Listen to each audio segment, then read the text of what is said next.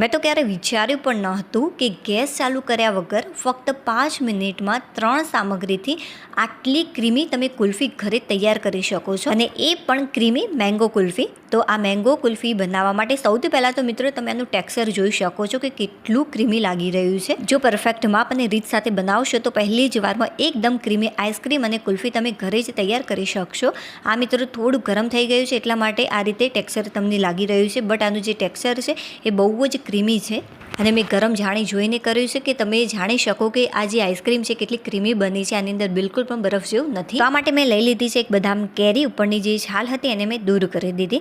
મિત્રો, કેરીને કટ કરવાની પણ એક રીત હોય છે જે બધાને નથી આવડતી. જો તમે આ રીતે કેરી કટ કરશો તો બહુ જ આસાનીથી કેરી કટ થઈ જશે, અને આના જે પીસ છે બહુ જ સરસ મજાના તમે જોઈ શકો છો વિડીયોની અંદર એક સરખા કટ થાય છે. તો મિત્રો, એક નંગ જેટલી મેં કેરી લીધી છે. આનું જે માપ છે કેટલું રાખવાનું છે તો એક વાટકીના માપથી આપણે આનું માપ લઈશું. મેગી કરતાં પણ આ જે કુલ્ફી છે ઝડપી તૈયાર થાય છે.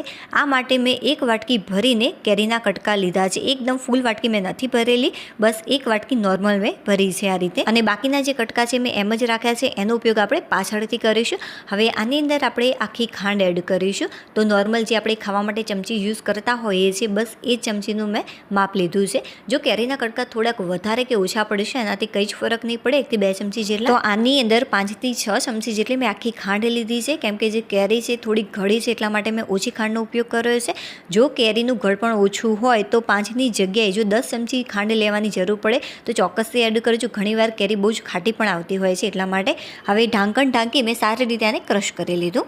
હવે આપણે મલાઈમાંથી ઘરે જ ક્રીમ બનાવવાના છે. તો આ માટે મિત્રો મેં લઈ લીધી છે દૂધ ઉપરની જે ઘરની મલાઈ હોય છે બસ એ જ આપણે લઈ લેવાની છે. તો એ લીધી છે અડધી વાટકી. જે વાટકીની મદદથી મેં કેરીના કટકા લીધા હતા બસ એ જ વાટકીની મદદથી આપણે ઘરમાં રહેલી જે ક્રીમ હોય છે દૂધની એ આપણે લઈ લઈશું અડધી વાટકી જેટલી. અને ત્યાર પછી આની અંદર મેં થોડું ગરમ કરીને દૂધ એડ કર્યું છે. બહુ વધારે પડતું ગરમ નથી કરવાનું, એકદમ ઓછું ગરમ કરીને એડ કર્યું છે, કેમ કે જે દૂધ છે એ બહુ જ ઠંડુ હતું એટલા માટે. તમે ડાયરેક્ટ પણ દૂધ આની અંદર એડ કરી શકો છો ગરમ કર્યા વગરનું. જે દૂધ છે એક વાટકી કરતાં થોડુંક મેં ઓછું લીધું છે. જેટલું કેરીનું પ્રમાણ હતું બસ એટલું જ મેં દૂધનું અહીંયા પ્રમાણ રાખ્યું છે.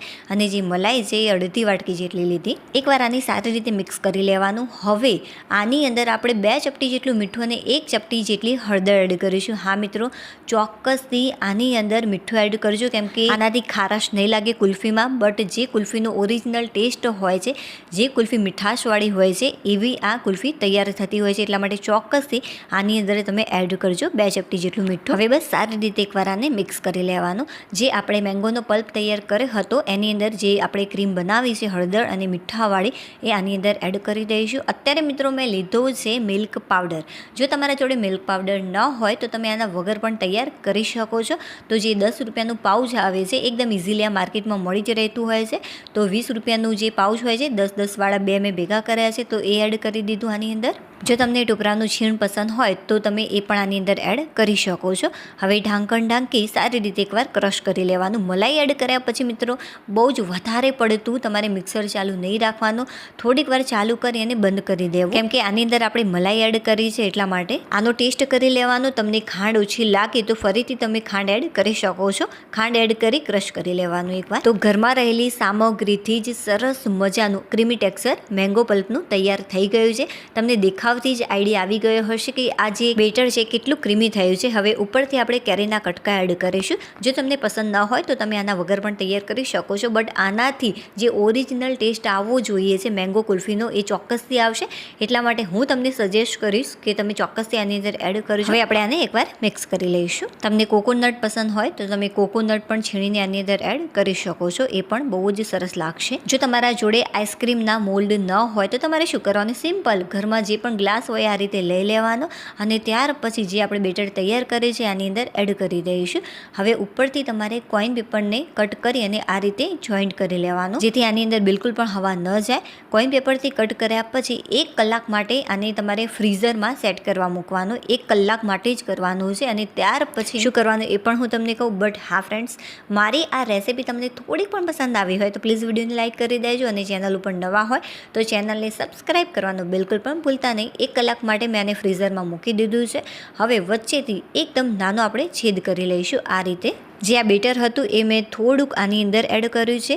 ત્યાર પછી જે આઈસ્ક્રીમનું મોલ્ડ હોય છે તેની અંદર પણ મેં એડ કરી અને એને ફ્રીઝરમાં મૂક્યું છે. અને બાકીનું જે થોડું ઘણું મિક્સર વધ્યું એની મેં સરસ મજાની આઈસ્ક્રીમ પણ બનાવી દીધી છે. તમને જે પણ યોગ્ય લાગે એ તમે તમારી રીતે તૈયાર કરી શકો છો. હવે સ્ટીક લગાવી 5 કલાક માટે મેં ફરીથી આને ફ્રીઝરમાં મૂક્યું હતું. 5 કલાક પછી તમે જોશો તો સરસ મજાની એકદમ ક્રીમી કુલ્ફી આપણી તૈયાર થઈ જતી હોય છે. તમારે શું કરવાનું, હાથ વડે આ રીતે પ્રેસ કરવાનું. આમ કરવાથી ઝડપથી આ કુલ્ફી બહાર આવી જશે, અથવા તો પાણીની અંદર પણ તમે મૂકી શકો છો. કુલ્ફીનું તો ટેક્સચર મેં તમને બતાવી દીધું. ત્યાર પછી તમે આઈસ્ક્રીમનું ટેક્સચર જોઈ શકો છો. આ મેં થોડી વાર માટે બહાર રાખ્યું હતું. અરે વાહ ફ્રેન્ડ્સ, કેટલી સરસ મજાની એકદમ ક્રીમી આપણી આઈસ્ક્રીમ તૈયાર થઈ છે. મારી ગેરંટી છે કે બિલકુલ પણ આની અંદર બરફ નહીં જમે. તમે વિડીયોની અંદર જોઈ શકો છો. એટલા માટે જ મેં થોડી વાર માટે આઈસ્ક્રીમને બહાર રાખી હતી કે તમે જોઈ શકો કે બિલકુલ પણ આની અંદર બરફ નથી જમે. એકદમ ક્રીમી આપણી આઈસ્ક્રીમ તૈયાર થઈ છે.